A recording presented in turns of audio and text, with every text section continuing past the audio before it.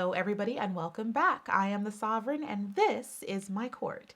If this is your first time in attendance, hello. Please consider hitting the subscribe button before you leave our kingdom. And yes, I am wearing the bun crown, but if it happens to just be taken off mid-video, don't be surprised because the thing is just sliding everywhere and I am over it. So as I've said in other videos, I was kind of hoping that this whole Ukraine-Russia thing would die down or come to a quick end, and it hasn't. And it keeps impacting the world around us. And you guys know that I am not the type of person to ignore the world. I love talking about everything that happens, and I encourage everyone to be knowledgeable. I am so proud that my mother has taken a liking to listening to what's going on, learning about the war. Now that she understands the war because of the video I did, I really broke it down in like a basic way. She watched it. She is now completely interested and following along in the hot topics of the world. So I'm so proud of my mom, and I'm hoping all of you watching are following along as well with the Russia-Ukrainian situation. So this is a court counsel. And I want to talk about something that I've spoken about in many different contexts, racism.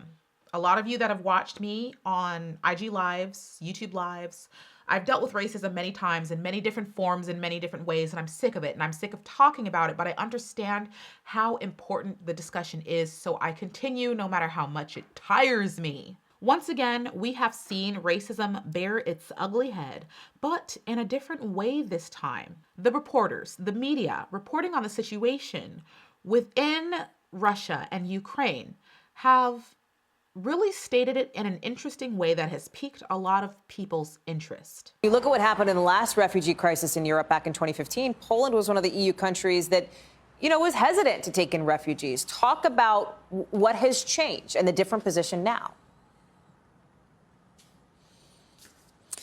Yeah, well, just to put it bluntly, these are not refugees from Syria. These are refugees from neighboring Ukraine. I mean, that, quite frankly, is part of it. These are Christians, they're white, they're very similar to many people who live in Poland. This isn't a place, with all due respect, like Iraq or Afghanistan, that has seen conflict raging for decades. This is a relatively civilized, relatively European, I have to choose those words carefully too, city where you wouldn't expect that or hope that it's going to happen. That was the careful version? So what were you going to say if you weren't choosing your words carefully? I just hope the next time this happens, it happens back in the Middle East where it belongs. I was shocked to see how many reporters around the world, by the way, seem to think that it's more of a tragedy when white people have to flee their countries. Because I guess what, the darkies were built for it? Being looked after by their parents. Their parents were going to work, eating, drinking in cafes, doing the things that you and I were doing 2-3 days ago.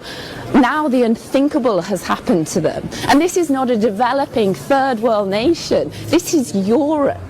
I'm sorry, it's very emotional for me because I see European people with blue eyes and blonde hair being killed, children being killed every day with Putin's missiles and his helicopters and his rockets. And so, of course, I understand and respect the emotion. As you're talking to us, Matthew, we're playing in the latest pictures of some of the refugees trying to get on trains or trying to get out of Ukraine. And what's compelling is just looking at them, the way they're dressed. These are prosperous, I'm loath to use the expression, these are prosperous middle-class people. These are not obviously refugees trying to get away from areas in the Middle East that are still in a big state of war. These are not people trying to get away from areas in North Africa.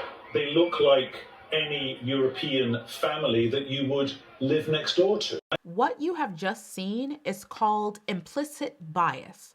I want to say that I do not believe that the news reporters, the anchors, the media personnel are bad people. I truly don't think that they are bad, and I don't think they meant any harm, and I don't think that they are just blatantly, harmfully racist. Truly, I don't. What you just saw was an unconscious display of subtle racism. These people personally were able to identify with Ukrainians more. They were able to have more empathy and sympathy for these displaced people because they identified with them, because they identified the fact that they were white. They weren't what they considered your average refugees. the news anchors and the public at large are so used to seeing brown people, black faces, as is the faces of war and poverty and displacement. They're so used to having that mentality of thinking this is a normal thing in those countries, but it's not normal in white, European areas. How could this be happening to people that I view as my next door neighbor? Suddenly, there was the surge of empathy and need to help these people in a way that we never see displayed towards, for example, Palestinians, or even the many nations of Africa, or even Haiti. When these people are displaced, we never see this amount of empathy. We never see this amount of help. We never see this amount of coverage. This isn't only a display of implicit bias, it's a display of classism. Throughout many of these news reports, you hear the anchors talking about how these people, they're not poor refugees, they're not these poor displaced people from the Middle East. They're people with cars, they're people that would have a Starbucks. They're identifying these people as a class of people that should be above war and displacement and poverty. They're white, they're rich, they have money, they don't deserve this. And I'm laughing. Of course, I'm laughing because it's ridiculous. War and displacement can happen to anybody, but these news anchors haven't identified their own implicit bias to realize they only apply war and poverty to people with brown and black faces. That is racist. No, I don't think the anchors themselves are they don't mean to be racist. They don't mean harm. But this is why it's so important to talk about these things. This is why I constantly get gaslighting in some of my comment sections when I discuss racism, is because these people, they don't see it as racism. They can't identify their own bias. I know that in many of your minds, you think of yourself as not racist. You think of yourself as, being able to appreciate people regardless of their skin tone and skin color. Of course, most people think of themselves in a good way, but it can be incredibly harmful when you're not able to identify your own faults and flaws and ways of thinking about people. I'm sure that when this discussion kicked up the next day and all these reporters were inundated with comments telling them about their implicit bias, they felt bad. You can see in some of these clips, a lot of these news anchors and reporters kind of caught themselves off guard. They kind of realized what they were saying in real time and just couldn't stop it in that moment. But they heard how negative and how bad it sounded when they were talking about these are people with blonde hair and blue eyes who drive cars and have money. They heard themselves, and it seemingly shocked some of them, like, oh my God, this sounds bad. It is bad. You're making it seem like it should be normalized that these other countries have war and poverty, and it's not really something that we should care about. One of these news anchors legitimately said these are people with blonde hair and blue eyes. That's pure Aryan thinking. That's like real Nazi talk. It's this idea that Western white people should always be cared for, should always have sympathy. But when it comes to Palestinian little girls standing out in the cold who doesn't have a roof over her head, it's normal. So it shouldn't bother us. One of the news anchors really had the audacity to say, this is a civilized country. This is a civilized nation with civilized people. So we should care, as if there aren't other civilizations that have gone through this. They pretend or think as if the entire Middle East is just uncivilized, as if the whole continent of Africa is uncivilized. Just because somebody's civilization is different from yours does not make it less than. And this is why I force myself to discuss these topics, no matter how much it drains me, is because this is very dangerous thinking. To have that mindset that somebody is different from you and therefore less than is what causes war, is what causes racism, it's what causes problems and controversy and conflict that gets people killed, that makes Black women not be able to hold leadership positions or influential jobs. It's that thinking that because you can't identify with someone else and they're so far removed from what you're used to, that they don't deserve respect. I have a court that is immensely diverse. I have Palestinians in my court.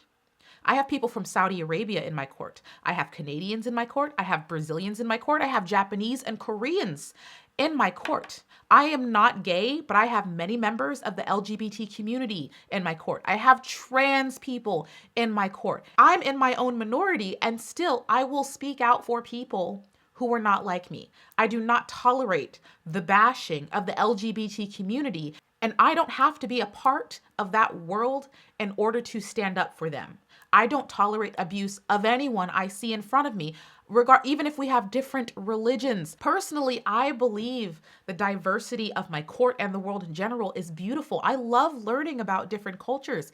I mispronounce things, and I welcome people teaching me how to say the cities of the Philippines correctly. I enjoy when Indian fans teach me about their culture and history. I don't understand why people don't have that level of tolerance. And if we as a people, as humans, aren't able to develop that, we're going to destroy each other for the stupidest reasons. I have seen other YouTubers talking about this, and I'm happy that YouTubers in particular are forcing this conversation into the mainstream and forcing the media to show their own bias, because there are many conflicts throughout the world that are happening that have not gotten the same amount of attention that Ukraine is getting. And I'm not saying Ukraine doesn't deserve the attention. By all means, they do. But let's show that same level of compassion for other conflicts. Poland and Romania, different nations that are a part of the EU, have blown open their own borders, accepting refugees from Ukraine. Like, people are welcoming the refugees as they should.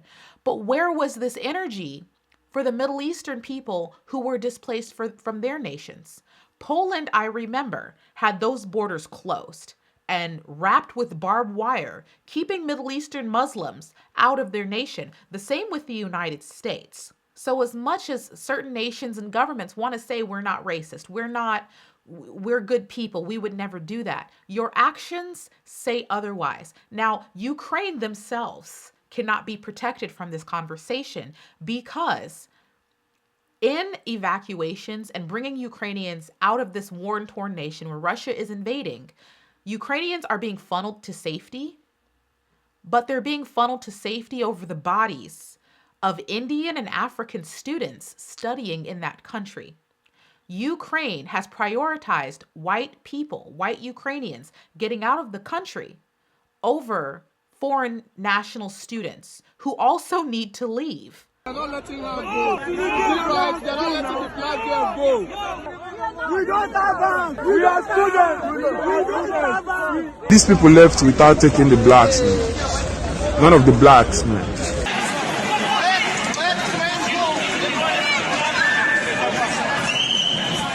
There's been a lot of segregation and racism. It seems like there's a hierarchy of Ukrainians first, Indians second, Africans last.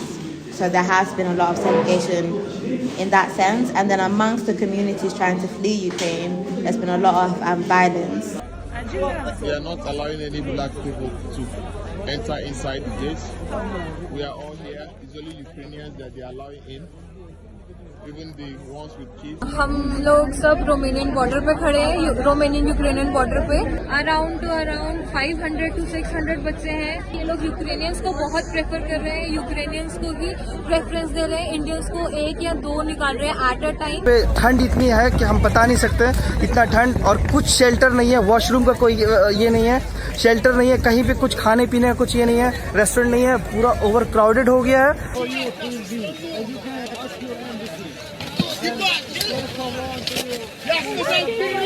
They are being thrown out of the train. They are not even allowing us in. Indian students are being attacked with sticks and stuff. We don't have arms. We don't have arms. We don't have arms.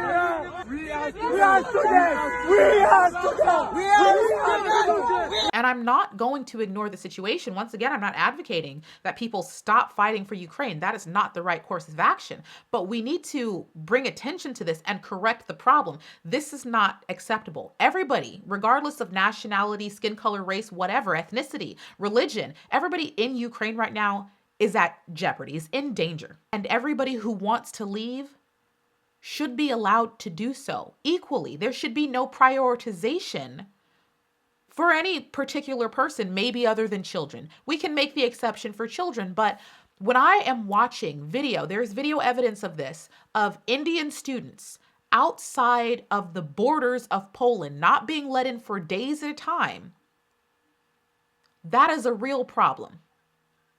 And it's not a coincidence that the Indian and Nigerian students are the ones that we see lined up and grouped together outside of the train stations and the borders. And once again, this is why it's important to discuss this, not only to bring awareness and let these countries know, let governments know, let people know it's not acceptable and it's not going to be tolerated. When I discuss racism, because I'm a Black person, there's many times where I will specifically discuss racism against Black people, because I think we all know at this point, Black people are the ones that really get the brunt of racism the most. But though I discuss it in the context usually of Black people, it's not just Black people that are suffering. And I think people forget that. Asian people, you guys have suffered racism at the hands of the United States, in the United States, throughout history. I'm not even just talking about recently. Indian people, you guys are right alongside of the Nigerian students being kept from evacuations in the Ukraine. Racism affects everyone. So it is the job of everyone to address it and deal with it, regardless of if you are someone who is impacted and influenced by it, or more importantly, if you are in the position to bring attention to it or to stop it completely. And it is because of those people who saw the wrongdoings, who saw what was wrong, who identified the problem, who were outside of the issue entirely, who took it upon themselves to record it or to report on it. Because like I said, I'm not the only YouTuber talking about it. There are many other YouTubers across the platform who started talking about this first, because this started as a Twitter discussion. And then YouTubers picked it up and forced it into the mainstream. And that is the type of action that really instigates change. That's why you guys see me so often force myself into conversations that truly I don't want to have. But I know that it has the power to force change. So I will do it, no matter how much I don't want to. In the description box below, let us know what you think about this whole situation. Because even in the time of war, people somehow make time for racism. How? But let us know what you think about the situation. Obviously, this is wrong, but what can be done? Were you surprised at the behaviors of the reporters and the media at large on how much energy they were giving to this situation and how obvious their implicit bias actually was? Put your thoughts in the comments section below. Make sure you give the video a thumbs up, because this is an important conversation. And remember, I love you and I will miss you, but you know I will be back in a future video. Bye!